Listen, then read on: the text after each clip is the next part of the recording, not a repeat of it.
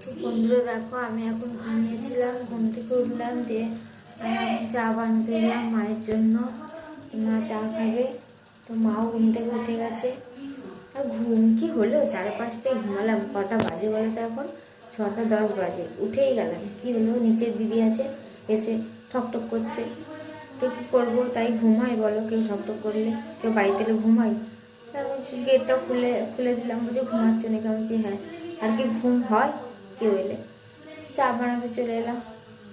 চা হয়ে গেছে আমার, আমি লাল চা বানিয়েছি।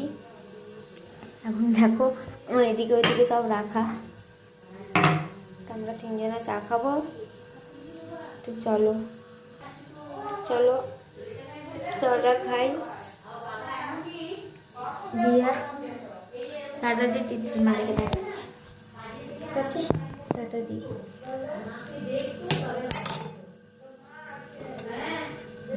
চাটা কি করবো, বিশাল গরম চাটা, এটা খুব ভাব হচ্ছে।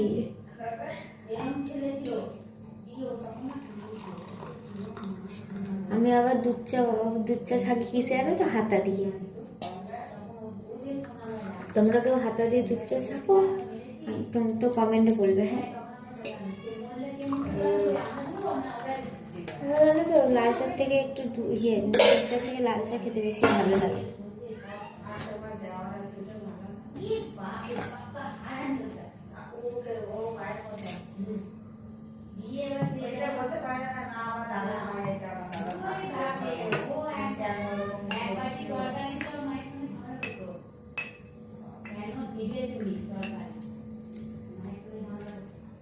চলো, আমার চা ঢালা হয়ে গেছে।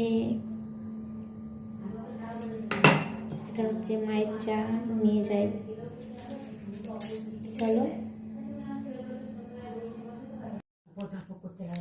দেখো বন্ধুরা, আমি চা খাচ্ছি।